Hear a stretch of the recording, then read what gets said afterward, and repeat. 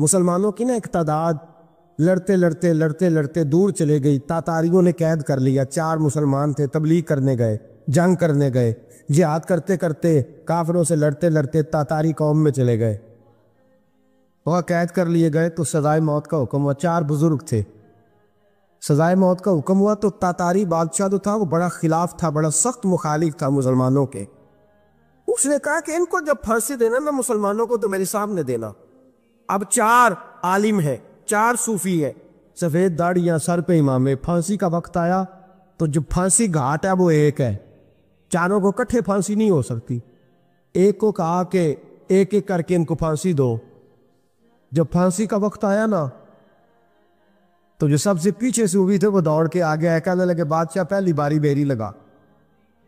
پہلی. اب بادشاہ نے کہا ٹھیک ہے اسے لٹکا دو. وہ قریب آئے تو دوسرے دوڑ آئے, کہنے لگے نہیں نہیں پہلی باری میں نے زیادہ کافر قتل کیے, میرا بڑا جرم ہے, مجھے پہلے سزا دو.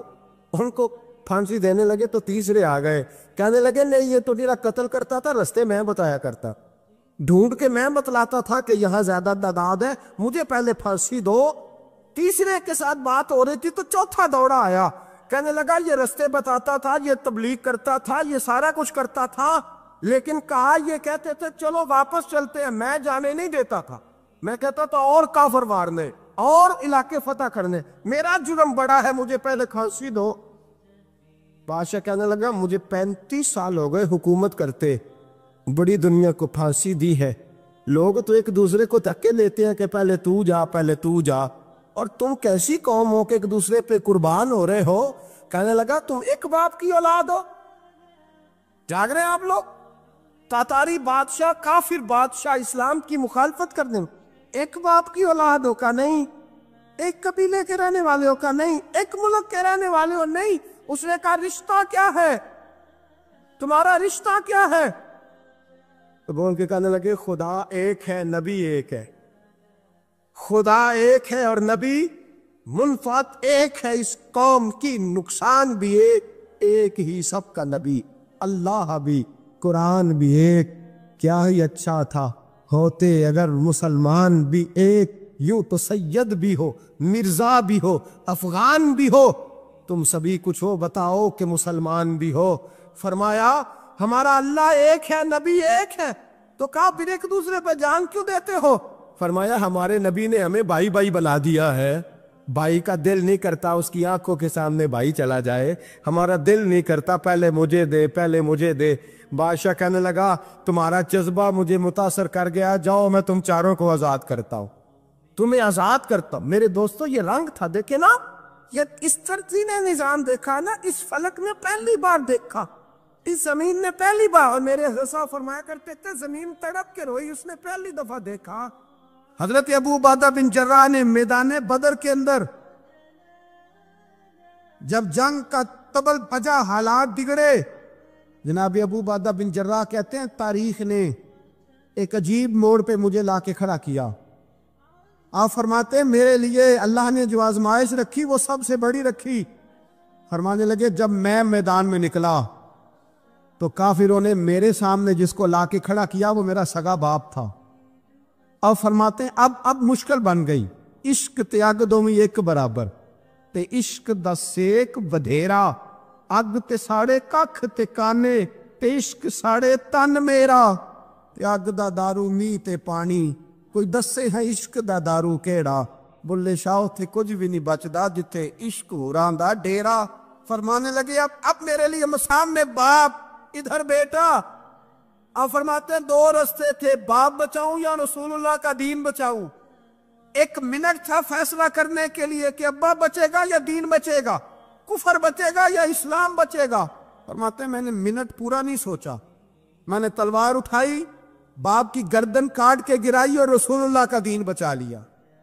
باپ کی گردن کٹ کے گری اور نبی پاک کا دین بچ گیا, بچا لیا رسول اللہ کا دین. حضرت عمر نے ماموں کو مارا. حضرت مصعب ابن عمیر کہتے ہیں تاریخ مجھے بھی لا کے کھڑا کرتی ہے بدر کے میدان میں, تو کفر کا لبادہ اوڑھ کے جب سامنے آیا تو وہ میرا سگا بھائی تھا, سگا بھائی. حضرت عمر ملک شام جاتے ہیں, جب فتح ہوتے ہیں حضرت سعد بن ابی وقاص بلاتے ہیں، شام جاتے ہیں، تو حضرت عمر کہتے ہیں شام آئے ہیں یار، سب سے پہلا کام یہ کر بلال کا تو پتہ کر، یہاں سنا ہے بلال حبشی کا مکان بھی کہیں نیڑے نیڑے ہے، پتہ تو کر۔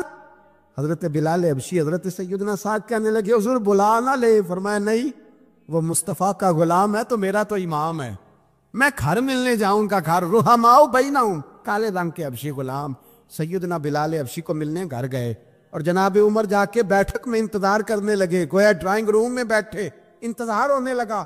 جناب سیدنا بلال آئے تو حضرت عمر اٹھ کے کھڑے ہوئے۔ ملک شام کے لوگوں نے یہ منظر عجیب دیکھا کہ جناب عمر فاروق ایک حبشی کے لیے کھڑے ہوئے، اور جب کھڑے ہوئے تو حضرت بلال کہنے لگے عمر بیٹھ جاؤ، یہ کیا کر رہے ہو؟ حضرت سیدنا عمر رو پڑے، کہنے لگے بلال تو حبشی پہلے تھا، جب سے رسول اللہ کا غلام بنا ہے ساری امت کا امام بن گیا، ساری امت کا تو امام بن گیا ہے جب سے تو نبی پاک صلی اللہ تعالی علیہ وسلم کا غلام بن۔ بھائی یاد رکھے، جب اشداء علی الکفار کی بات تھی تو اپنے سگے قتل ہو گئے، اور جب رحماء بینہم کی بات تھی تو پھر یہ نہیں دیکھا یہ حبشی ہے۔ توجہ ہے میری بات پر؟ جاگ رہے نا آپ لوگ؟ ادھر دیکھیں، پھر یہ نہیں دیکھا کہ یہ حبشی ہے، یہ رومی ہے، یہ کون ہے، پھر یہ دیکھا کہ یہ رسول اللہ کا غلام ہے صلی اللہ ہو۔ ہمارے ہاں تو نفرتیں پھیل گئی ہو، او بس کرو جی بنگالیوں سے جان چھڑاؤ، او بس کرو جی فلانے سے، او بس کر یار، رہن سہن اپنا اپنا ہوتا ہے، لیکن مسلمان جس طرح کا بھی ہو اس کے ساتھ نفرت کرنے کی اجازت نہیں ہے۔ پہلی بات اشداء علی الکفار، دوسری بات رحماء بین، اب تیسری بات ہے تراہم رکعا سجدا یبتغون فضلا من اللہ ورضوانا۔ میں نے جو شروع میں بات کی تھی نا کہ اگر خانہ کعبہ میں 40-50 لاکھ حاجی مل کے دعائی مانگ لیتا، دعائی مانگ لیتا مل کے تو کمال ہو جاتا۔ حضرت ابو بکر صدیق رضی اللہ تعالیٰ عنہ سے کسی نے پوچھا تھا بدر میں فتح کیسے ہوئی؟ اب بھی مسلمان کہتے ہیں نہیں جی کیسے لڑیں گے جی، ہمیں اپنا بڑا مسئلہ ہے۔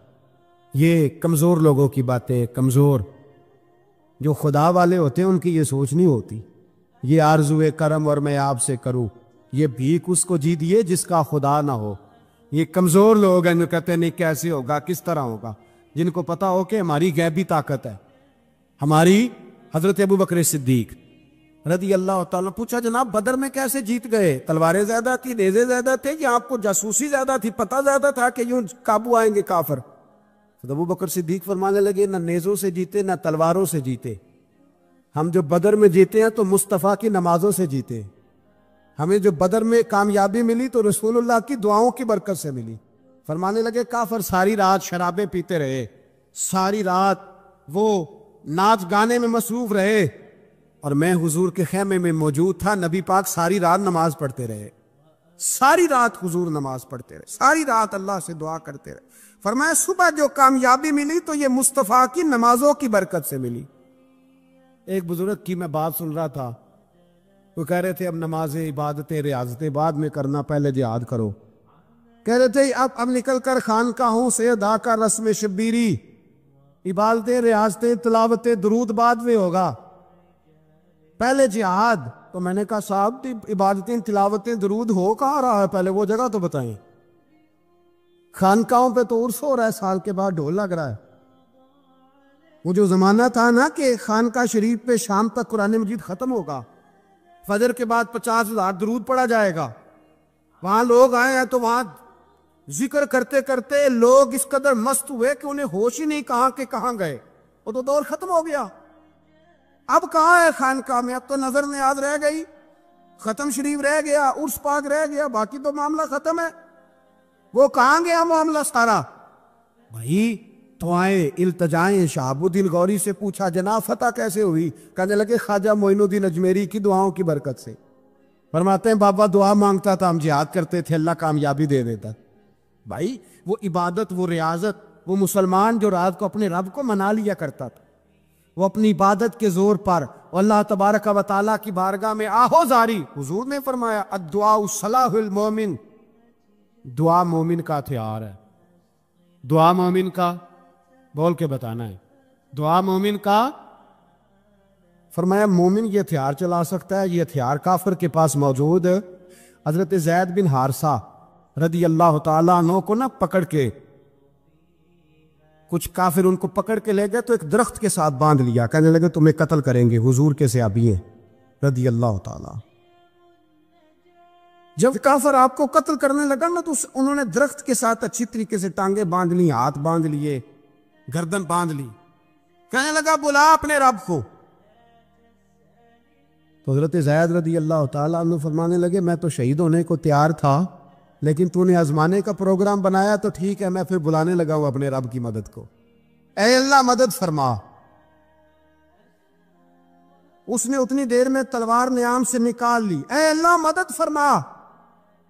اس نے جب تک دونوں ہاتھوں میں تلوار سونت لی، اے اللہ مدد فرما۔ جب تیسری بار آپ نے یہ کہا تو اس نے تلوار اٹھائی، کہا اللہ مدد فرما۔ حضرت زید رضی اللہ تعالیٰ عنہ کہتے ہیں جب چوتھی بار میری زبان سے لفظ نکلے، کافر کے ہاتھ میں تلوار تھی پر گردن بھی اس کی کٹ کے نیچے گر گئی، کہ گردن کٹ کے اسی وقت نیچے گری۔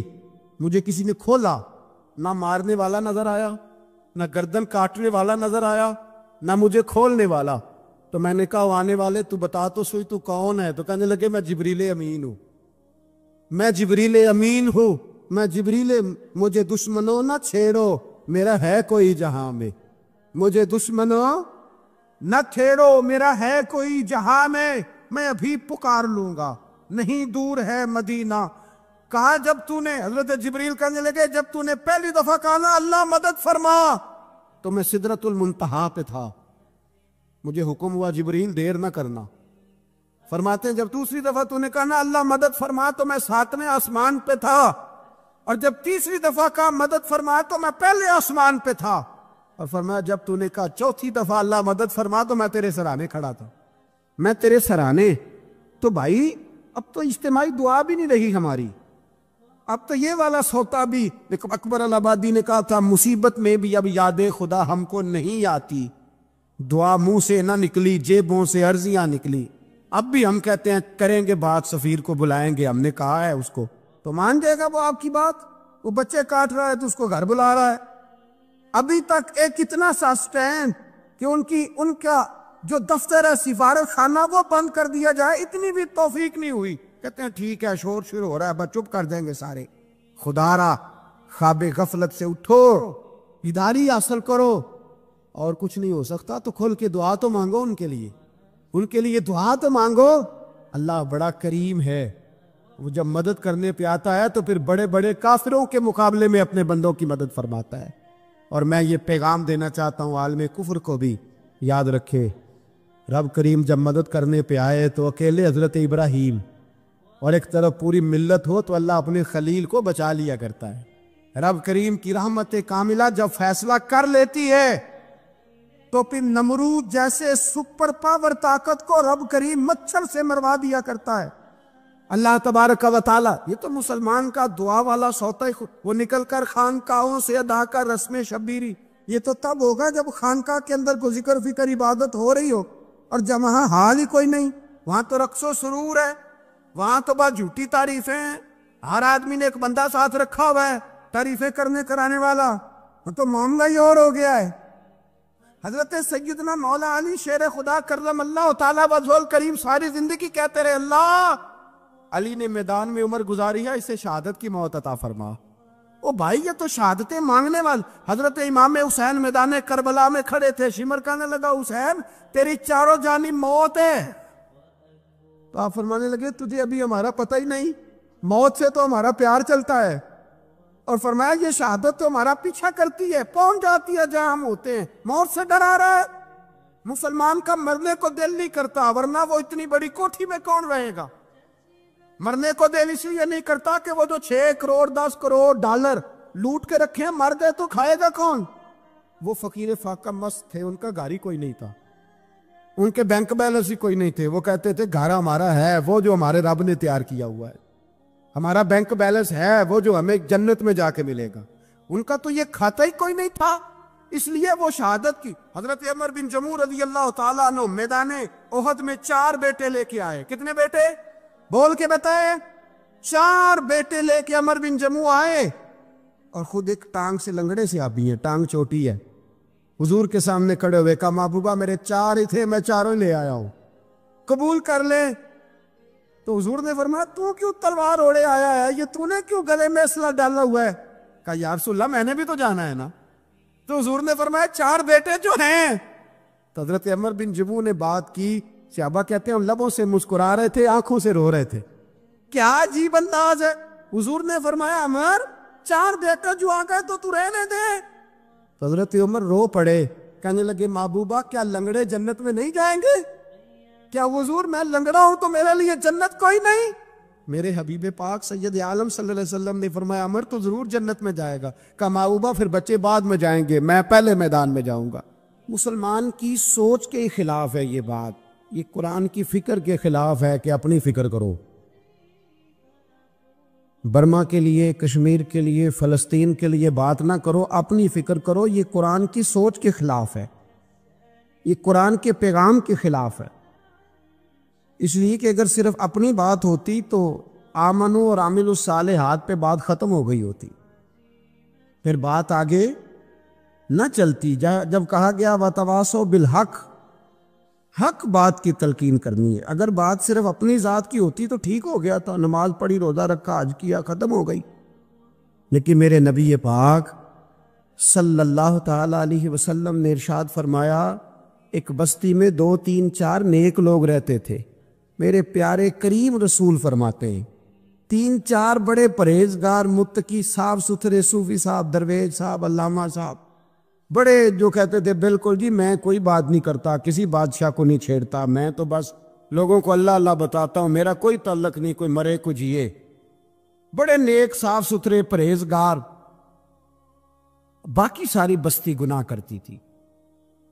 نبی پاک علیہ السلام فرماتے ہیں رب کریم نے کچھ عرصے تک مہلت دی، پھر مشیت خداوندی، اللہ کا قانون حرکت میں آیا تو کہا جبریل ساری بستی تباہ کر دو، تباہ کر دو۔ اللہ مہلت دیتا ہے، مہلت دیتا ہے۔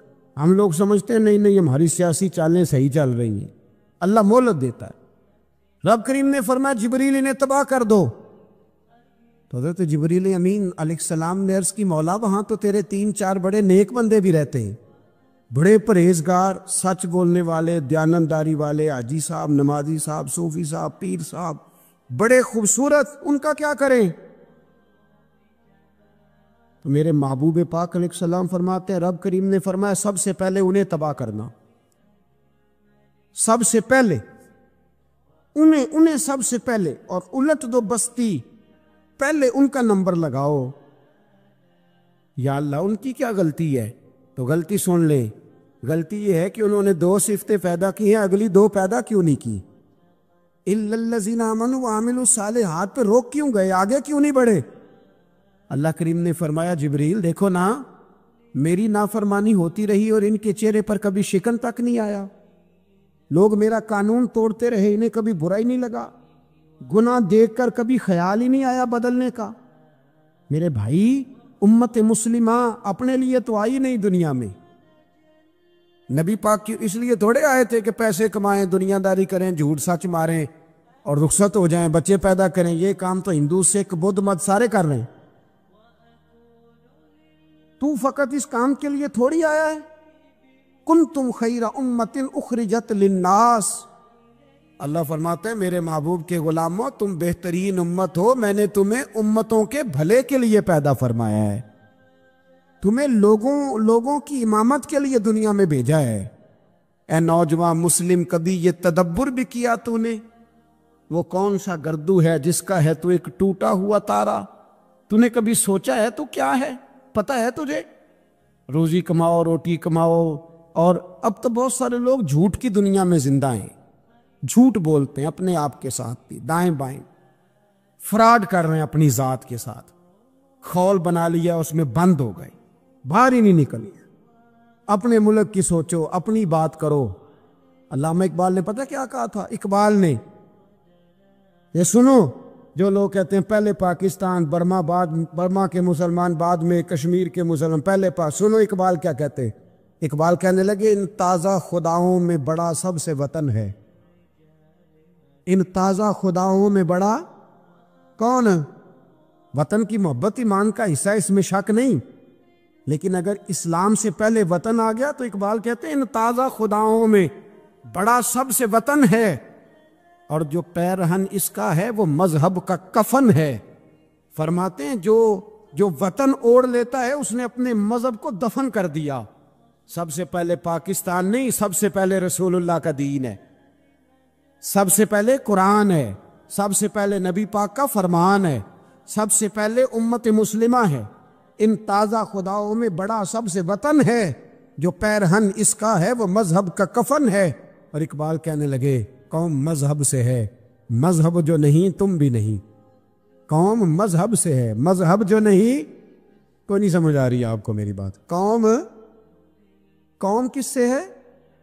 پاکستانی ہونے سے، پنجابی ہونے سے، سندھی بلوچی پٹھان ہونے سے؟ نہ، قوم مذہب سے ہے، اور مذہب جو نہیں تم بھی نہیں۔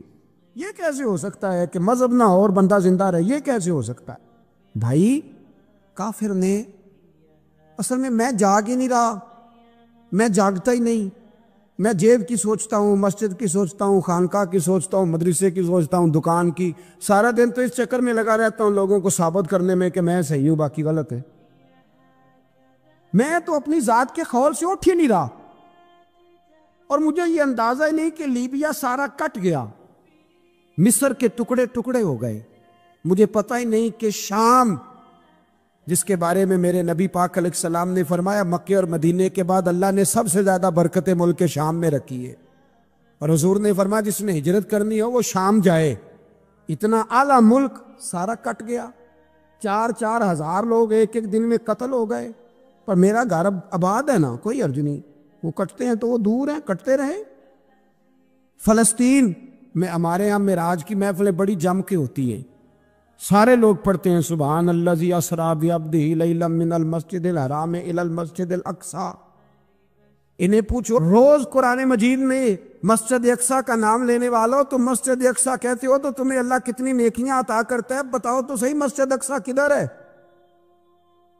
اور اب تو میری طرح کے مولوی آدھی حدیث سناتے ہیں، کہتے ہیں مسجد نبی میں ایک نماز پڑھو تو 50,000 کا ثواب، حرم شریف میں پڑھو تو 1,00,000 کا ثواب۔ مولانا حدیث یہاں سے شروع نہیں ہوتی، کھولو تو صحیح کنز العمال، پڑھو مسند امام احمد بن حنبل، حدیث تو یہاں سے شروع ہوتی ہے۔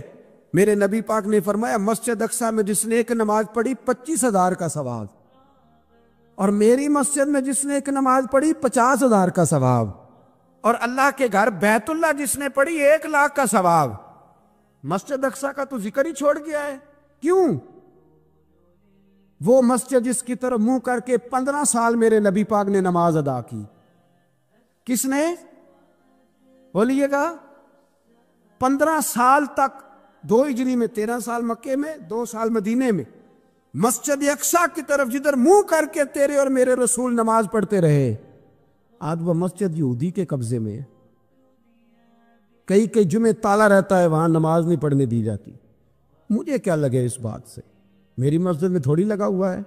ایسی ہوا چلی ہے کہ ہر شخص سوچتا ہے تمام شہر جلے بس ایک میرا گھر نہ جلے۔ بھائی یہ وہ دور ہے جس دور میں ذرا سی بھی کسی شخص کو تکلیف ہوتی ہے تو عالمی میڈیا پہ بات جاتی ہے، موبائل جیبوں میں فوراً تصویریں کیش ہوتی ہیں۔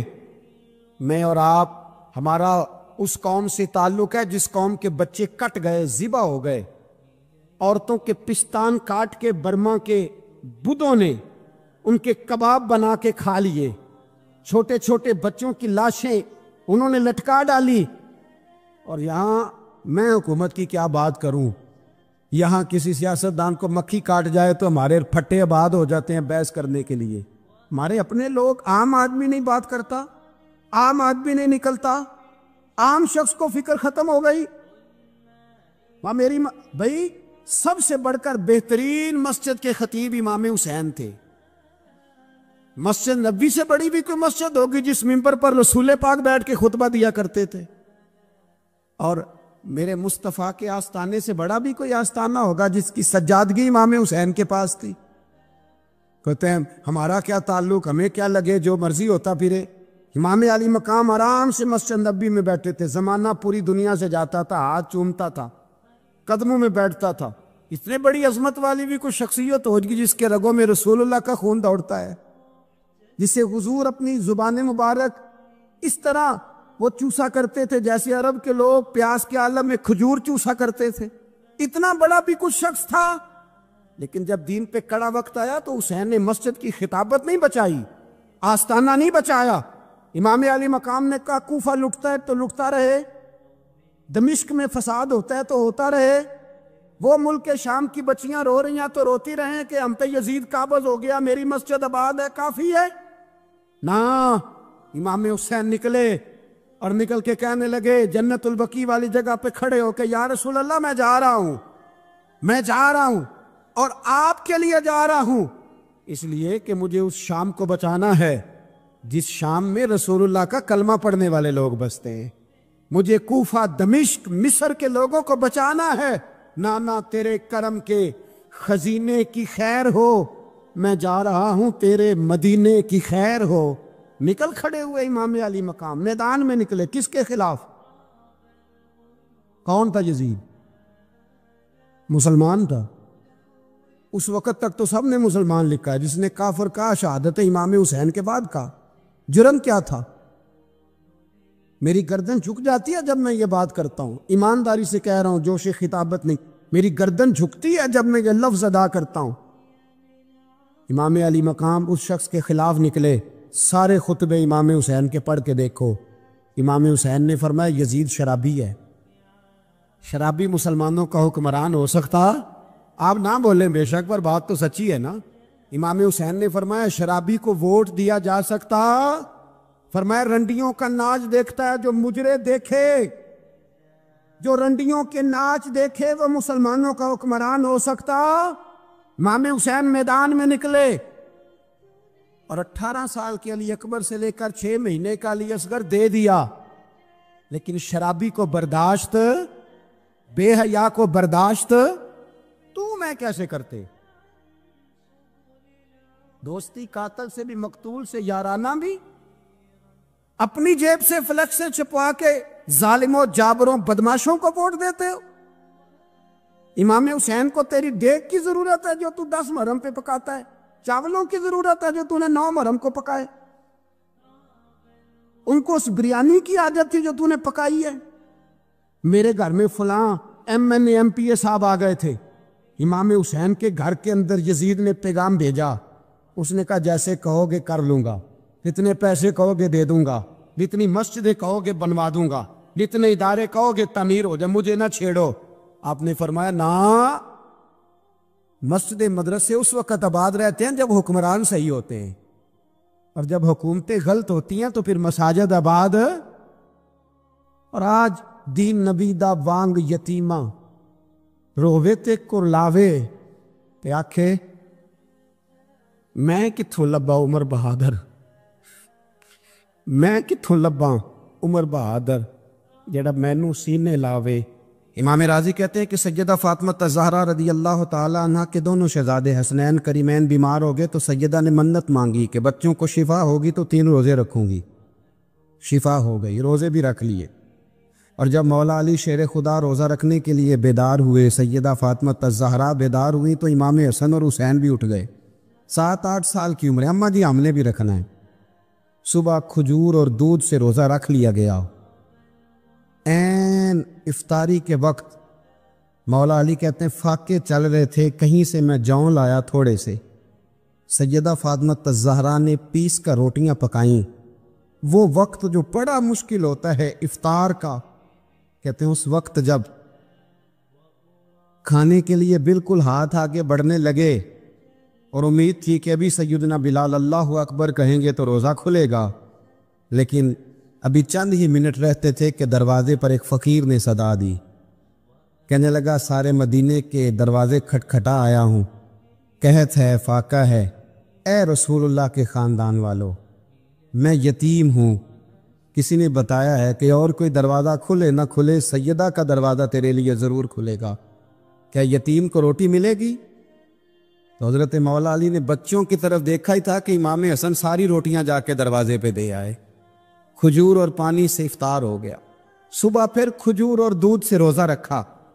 امام راضی کہتے ہیں این وہ وقت جب افطار کا ٹائم آیا تو پھر دروازے پہ کسی نے صدا دی، کہا رسول اللہ کے خاندان والوں میں مسکین ہوں، رات سے روٹی کھائی ہے، نہ صبح کھا سکا نہ دوپہر، کسی نے بتایا ہے کہ اس دروازے سے خالی کوئی نہیں جاتا۔ امام حسن نے پھر سارا لنگر اٹھایا اور پھر جا کے دے دیا۔ تیسرا دن پھر ہوا، مجھے لگتا ہے کہ جب افطار کا ٹائم آیا ہوگا نا تو یہ خود ہی سارے دروازے پہ دیکھتے ہوں گے، یہ کوئی آیا نہیں لینے والا ابھی تک۔ لگتا ہے کہ نظریں دروازے پہ تھیں۔ عین افطار کے وقت 3 روٹیاں جب جاؤں کی پک کے آئی، ایک بھکاری نے صدا دی، کہنے لگا میں قیدی ہوں، آج ہی قید سے رہائی ملی ہے، پہلے دن کسی کے دروازے پہ صدا دی ہے روٹی ملے گی۔ امام حسن وہ کھانا دے کے واپس لوٹے، کھجور اور پانی سے افطار ہوا، اور جیسے ہی مسجد نبوی میں تینوں باپ بیٹا نماز پڑھنے گئے تو مولا علی کہتے مجھے بتانا نہیں پڑا، رسول کریم نے میری طرف دیکھ کے فرمایا علی تیرا، فاطمہ کا، حسن اور حسین کا 3 دن والا عمل خدا کو بھی بڑا پسند آیا ہے اور محمد مصطفیٰ کو بھی بڑا پسند آیا ہے، وہ بڑا پسندیدہ عمل۔ میں کہتا ہوں کہ حضرت فاطمہ نے نا ان کی تربیت پہلے ہی کر دی تھی، 3 دن بغیر افطار کے روزہ رکھنے، وہ ٹریننگ گھر سے ہو چکی تھی۔ اب میدان کربلا میں 3 دن بھوکا پیاسا رہنا ان کے لیے مشکل نہیں تھا۔ حضرت جناب سیدہ زینب بنت ابی رافع کہتی ہیں کہ سیدہ فاطمہ الزہرا ایک دن اپنے دونوں شہزادوں کو لے کے، جب حضور کی طبیعت مبارک بظاہر علیل تھی جس میں حضور کا وصال ہوا، دونوں شہزادے لے کے سیدہ فاطمہ نبی کریم کی بارگاہ میں گئیں، کہنے لگی یا رسول اللہ میرے بچوں کو کچھ دیجئے سیدہ پاک، تو حضور اٹھ کے بیٹھ گئے، اس کندھے سے امام حسن کو لگایا اور اس سے امام حسین کو لگایا اور فرمایا فاطمہ یہ جو میرا حسن ہے نا اس کو میں اپنی ہیبت اور سرداری دیتا ہوں، اور فرمایا یہ جو میرا حسین ہے نا حسین کو میں اپنی جرت اور سخاوت دیتا ہوں، میرا حسین جرت مند ہوگا اور سخی ہوگا۔ داتا گانج بخش علی حجویری، امام الاولیاء سید الاصفیاء، داتا صاحب کشف المعجوب میں فرماتے ایک دن نا امام حسین کے پاس ایک شخص آیا بڑی دور سے کچھ مانگنے کا، حضور کچھ دیجئے۔ وہ شخص کہتا ہے کہ میرا ظرف یہ تھا کہ 4-5 دینار ملیں گے، تو امام حسین فرمانے لگے تھوڑی دیر بیٹھ جا، رزق آ رہا ہے۔ تو امام حسین کو حکومت وقت کی طرف سے نا 5 تھیلیاں ملی، جس میں ایک تھیلی میں 500 اشرفیاں تھی، 5 تھیلیاں آئیں، لیکن اس کو آنے میں نا ذرا دیر ہو گئی۔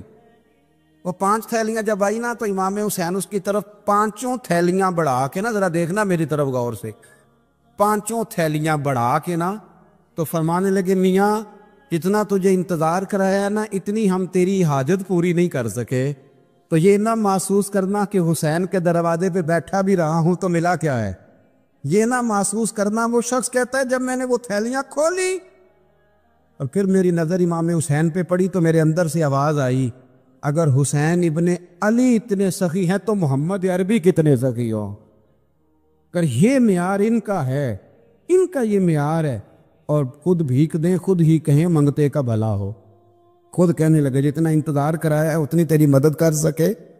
یہ سخاوت کا معیار تھا، یہ طریقہ تھا۔ ایک دفعہ سیدنا امام حسین رضی اللہ تعالیٰ عنہ کے گھر کے اندر نا 5000 دینار آئے، مسجد میں تھے، آپ کو 5000 دینار ملے تو امام زین العابدین کہتے ہیں کہ مسجد سے لے کر گھر آنے تک امام حسین نے 5 کے 5000 اللہ کے رستے میں خیرات کر دی۔ فرماتے میں نے کہا ابا جی 5 دینار کی گھر میں ضرورت تھی، مالاں والے سخی نہیں ہوندے تے سخیاں کل مال نہیں ہوندا، ایتھے اوتھے دومی جہانی سخی کنگال نہیں ہوندا۔ کہا ابا جی 5 دینار کی گھر میں ضرورت تھی، تو کہتے ہیں مجھے فرمانے لگے بیٹا یہ جن کو میں نے دیا ہے نا یہ گھر کے لیے ہی دیا ہے، یہ گھر کے لیے ہی دیا ہے، جن کو دیا ہے تمہارا کیا خیال ہے یہ باہر خرچ ہوا ہے، یہ گھر کے لیے ہی ہے، اس لیے کہ جب انسان دوسروں پر شفقت کرتا ہے تو اللہ اس کے گھر پہ رحمت فرماتا ہے۔ امام حسین کے مزاج میں پہلی بات میں نے ذوق عبادت کی عرض کی، دوسری بات عرض کر رہا ہوں کہ صحابہ حضرت اسامہ بن زید بڑے پیارے ہیں میرے نبی کریم کے، بڑے پیارے۔ حضرت اسامہ بن زید کے بارے میں سیدہ عائشہ صدیقہ فرماتی ہیں ان کے ناک سے اگر ریٹھ نکلتی تھی تو اللہ کے رسول اپنے دست مبارک سے صاف کر دیتے تھے، اور سرکار فرماتے تھے کہ اگر اسامہ لڑکی ہوتا نا، ان کے غلام کے بیٹے تھے حضرت زید بن عامر، اگر یہ لڑکی ہوتا میں اسے زیور پہناتا، بڑے پیارے تھے۔ لیکن جب ان کا آخری وقت آیا نا تو 60,000 دینار کا قرضہ تھا، رشتہ داروں سے کہا، دوستوں سے کہا، یاروں سے کہا، پر قرض ادا نہیں ہو رہا تھا۔ حضرت اسامہ بن زید کہتے ہیں بڑا پریشان تھا۔ جب حد ہو گئی نا تو حضرت اسامہ بن زید فرمانے لگے جاؤ کوئی حسین ابن علی کو خبر کرو، ان سے کہو میں نا غلام ہوں آپ کے نانا کا، اور مقروض دنیا سے چلا گیا تو کیا بنے گا۔ امام حسین کو خبر ملی تو دوڑے آئے۔ لاجپال اس پیر کو نہیں کہتے جو تگڑا نذرانہ لے کے تو ماتھا چوم لے، لاجپال تو اس کو کہتے ہیں کہ جب ضرورت پڑے تو وہ سر پہ موجود ہو۔ حضرت سیدنا امام حسین تشریف لائے تو جناب اسامہ بن زید رو پڑے، کہنے لگے حضور میں نے نا غلامی کی ہے آپ کے نانا کی، اور اس غلامی پہ ناز ہے، اب 60,000 دینار کا قرضہ لے کے دنیا سے جاؤں گا تو میری قبر پہ بوجھ رہے گا۔ امام حسین خادم کو بھی کہہ سکتے تھے جاؤ گھر پیسے پڑے ہیں لے آؤ، امام حسین خود گئے، چادر اوڑھ کے تو اس کی اوٹ میں بکل میں 60,000 دینار چھپا کے لائے، اور جناب اسامہ بن زید کے سامنے رکھ کے کہنے لگے اسامہ یار پیسے رات کو ہی آئے تھے، میں سوچ رہا تھا مجھے تو ضرورت نہیں، اللہ نے کس کا نصیب میرے گھر میں بھیج دیا، مجھے تو حاجت ہی نہیں تھی، اب پتہ چلا پیسے تیرے تھے، اللہ نے حسین کی ڈیوٹی لگائی ہے کہ جا کے دے آ۔ حضرت اسامہ بن زید رو پڑے، فرمانے لگے اللہ آپ کو بہترین صلہ عطا فرمائے۔ امام بڑا ہی پیار کرتے تھے۔ گھوڑے پہ جا رہے تھے، کچھ فقیر غریب لوگ بیٹھ کے روٹی کھا رہے تھے، کہاں رہے تھے سڑک کے کنارے۔ تو امام زین العابدین فرماتے ہیں کہ جب امام حسین گزرے تو انہوں نے آواز دی حضور دل کرتا ہے ہمارے ساتھ بیٹھ کے روٹی کھائیں۔ کائنات کے مالک و مختار کے نواسے اور دنیا کے سب سے بڑے شہزادے گھوڑے سے اترے اور غریبوں کے ساتھ سڑک پہ بیٹھ گئے، روٹی کھانے لگے اور دیر تک کھاتے رہے، اور جب فارغ ہو گئے تو فرمانے لگے کھانے کی ضرورت بھی نہیں تھی، حاجت بھی نہیں تھی، پر تم نے آواز دی تو دل رکھنے کو بیٹھ گیا تھا، اگر اجازت دے تو چلا جاؤں۔ یہ مزاج تھا، یہ طبیعت تھی۔ آپ کے ایک بھائی ہیں چھوٹے، حضرت محمد بن حنفیہ نام ہے، حضرت مولا علی شیر خدا رضی اللہ تعالیٰ عنہ کی دوسری بیوی سے۔ ایک دن حضرت امام حسین ان کے گھر میں بیٹھے تھے تو کسی بات میں نا اختلاف رائے ہو گیا، تو امام علی مقام ناراض ہو گئے، فرمایا آج کے بعد تیرے گھر نہیں آؤں گا، رومال اٹھایا چلے گئے۔ لوگوں نے حضرت محمد بن حنفیہ رضی اللہ تعالیٰ عنہ سے کہا حسین تو ناراض ہو گئے، کبھی نہیں آئیں گے۔ آپ فرمانے لگے بھائی تمہارا ہے کہ میرا؟ جی بھائی تو آپ کے ہیں۔ فرمایا اگر کہو تو چند منٹوں میں حسین واپس آئے۔ جناب ناراضگی ہو گئی ہے۔ فرمایا ناراضگی ہوئی ہے پر میں اس کے دل کی نرمی کو تو جانتا ہوں نا، اس کے مزاج کے اندر جو محبت ہے اس سے تو ابھی آئے۔ کہ جناب وہ کیسے؟ فرمانے لگے دیکھنا ذرا۔ تو امام حسین نے خط لکھا، حضرت محمد بن حنفیہ نے رکا لکھا، کہنے لگے حسین میرے باپ کا نام بھی علی ہے اور آپ کے باپ کا نام بھی علی ہے، پر ایک فضیلت ایسی ہے جس میں میں آپ کا مقابلہ نہیں کر سکتا، وہ یہ ہے کہ آپ سیدہ فاطمہ الزہرا کے لال ہیں، آپ محمد مصطفیٰ علیہ السلام کے نواسے ہیں۔ کہنے لگے بھائی جان آپ نے نانا جان کی وہ حدیث تو سنی ہوگی کہ دو لوگ ناراض ہو جائیں تو جو صلح پہلے کرے جنت میں پہلے جائے گا۔ فرمانے لگے دل میرا کر رہا تھا کہ پہلے صلح کر لوں، لیکن پھر بڑے بھائی کو پشت کروں گا جنت میں جاتے ہوئے، یہ بھی تو بے ادبی ہے نا۔ اب خط میں نے لکھ دیا ہے، آپ کا جو ارادہ ہو۔ امام حسین نے خط پڑھا تو آنکھوں میں آنسو آ گئے، پھر سے رومال اٹھایا۔ بچے پوچھنے لگے کہاں جا رہے ہیں؟ کہا بھائی کے گھر جا رہا۔ کہا آپ تو ناراض تھے؟ فرمایا تھا ناراض پر ہے تو میرا بھائی نا، ہو گئی بات ختم۔ بڑی دل میں نرمی، طبیعت میں سوز، لہجے میں گداز۔ حضرت امیر معاویہ رضی اللہ تعالیٰ عنہ نے ایک شخص کو بھیجا مدینہ منورہ شان سے، تو اس نے کہا میں نے امام حسین سے ملنا ہے، تعارف کیا ہے؟ جناب امیر معاویہ فرمانے لگے مسجد نبوی میں جانا جس کے گرد لوگ سب سے زیادہ ادب سے بیٹھے ہوں اور جس کی باتیں سب سے زیادہ میٹھی ہوں اور جس کی نظریں سب سے زیادہ جھکی ہوں اور جس کے چہرے پر تمہیں سب سے زیادہ وقار نظر آئے، وہی علی کے بیٹے حسین ہوں گے۔ جو سب سے زیادہ تمہیں وہاں ماحول کے اندر جو شخص نظر آئے پوچھنے کی ضرورت نہیں پڑے گی. وہ شخص کہتا میں مدینے آیا تو میں نے واقعی ایک شخص کو دیکھا شہد کے گرد مکھیوں کا اتنا ہجوم نہیں ہوتا جتنا امام حسین کے گرد رسول اللہ کے غلاموں کا ہجوم تھا، لیکن نظریں جھکی ہوئی، باتیں میٹھی، لہجہ گداز گداز، لفظوں میں رانائی، اور لوگ کئی باتیں پوچھتے تو علی کے صاحبزادے ایک آدھ جملہ بولتے تو لگتا یہ کہ وہ جملہ سیدھا دل میں اترتا چلا جاتا ہے. امام علی مقام کے کردار میں نا کچھ باتیں بڑی زیادہ تھیں، بہت زیادہ تھیں، بڑا حسن تھا. ایک بات تو یہ تھی امام حسین رضی اللہ تعالیٰ عنہ کا علم و فضل بڑا کمال کا تھا. ایک دفعہ صحابہ میں مسئلہ بن گیا کہ بچہ پیدا ہوتا ہے تو اس کا وظیفہ کیسے لگانا ہے. امام حسین کا علم و فضل بتا رہا ہوں، علم و فضل. تو بات بڑی پیچیدہ ہو گئی. حضرت عبداللہ ابن زبیر کے پاس لوگ آئے، کہنے لگے کہ آپ بڑے صاحب علم و فضل ہیں، آپ نے حضور علیہ الصلوۃ والسلام کے ساتھ وقت گزارا ہے، تو مسئلے کو حل کریں کہ بچہ پیدا ہونے کے بعد حکومت اگر وظیفہ لگائے گی تو کب لگائے گی.